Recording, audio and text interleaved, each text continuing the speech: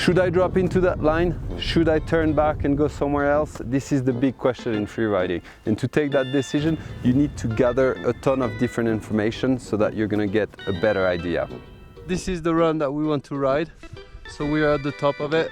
So we're gonna make a snow pit and to try to check to see the layers to give us an idea of what's underneath the snow, where are the weak layers and everything.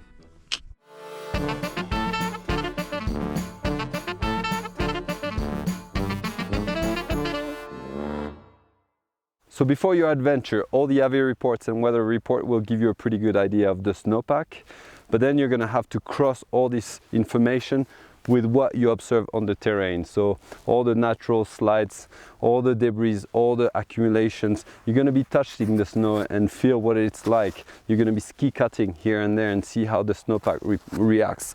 But when you want to know exactly at a precise moment what's under your feet, the most common technique is to dig a pit and make a compression test. So site location, super important, needs to be similar to what you're going to be riding. Aspect, gradient, altitude, and also the way it's located within the range around you. So here, this is the run that we want to ride. I didn't want to go too much into the run to not expose myself too much. And this is the top of the line, so I know I'm pretty much at the top of it, so there's not too much risk with the snow condition at the moment. Before digging, it's super important to probe the snow to make sure that there are no trees, rocks or old avalanche debris under your snow, which is going to differ your result.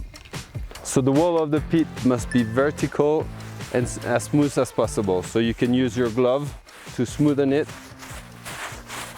Already when you have the wall smooth, it gives you a pretty good impression of the different layers. You can see this is newer snow, like the very new snow, the old snow. So it's just a bit more than a shovel width. It's quite important that you respect that size and that you are symmetrical.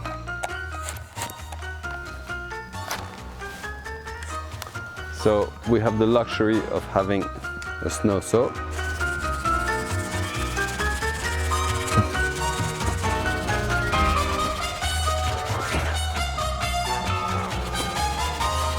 Basically what we're doing is just taking out the snow on the sides to make sure that we have a clean column.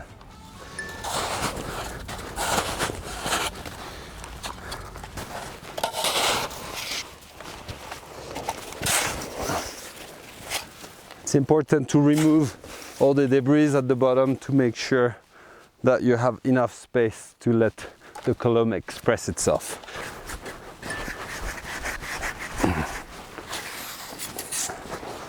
All right. Put your elbow onto the handle of the shovel, and then you're gonna start tapping. So first 10 taps are going to be just with your hands. So it's important that you don't force down, that you just use your weight. And then the 10 following taps are going to be with a full elbow. And then the last 10 taps are going to be with your full arm. All right, let's get on it. 1, 2, 3, 4, 5, 6, 7, 8, 9, 10. So we can see after this first phase that nothing has moved, the column is still intact. So let's go to phase 2, elbow.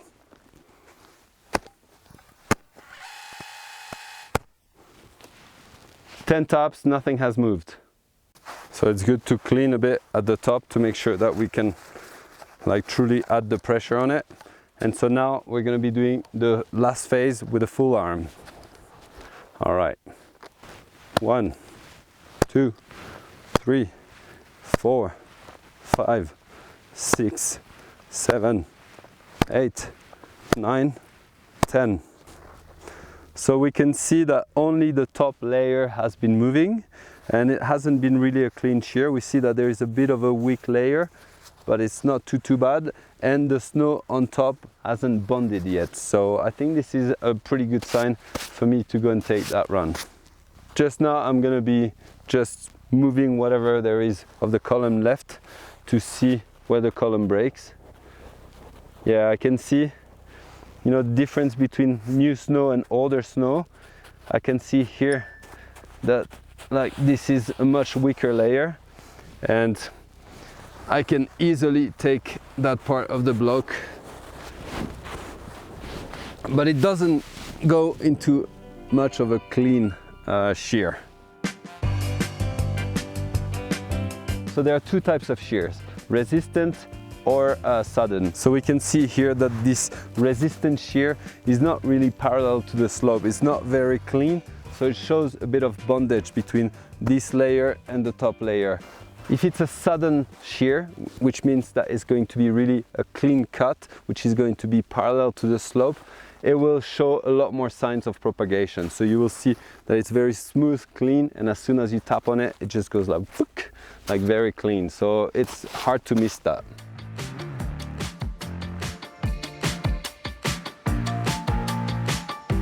No matter what the result is, even if the Snowpit tells you that the snowpack seems really safe, the rule number one for me is to always ride thinking it's going to slide and to act accordingly. Et voilà! That was our Snowpit. And this is our run.